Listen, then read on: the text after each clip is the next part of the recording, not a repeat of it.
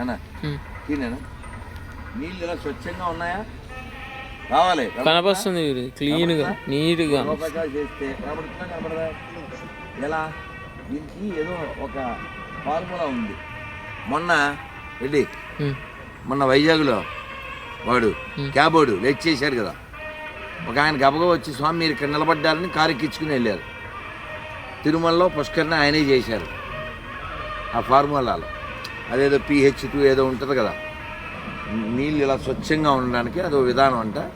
అనంత పద్మనాభ స్వామి కూడా ఆయనే చేశారట ఇంజనీరు నీరు ఇంజనీరు ఆయన పేరు నీర్ ఇంజనీర్ అని పెట్టారు నేను దానా ఇయ్యా హలో ఎవ్వరు లేరు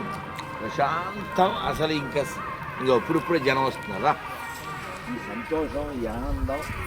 ఇది మళ్ళీ మనం అనుభవించాలి ఈ స్వామివారి పువ్వులై ఉంటాయి స్వామివారి పువ్వులు తులసి ప్రసాదం ఇవేమి తొక్కకూడదు అపరాధం కదా ఖచ్చితంగా గుడ్డో ఎక్కడైనా తొక్కని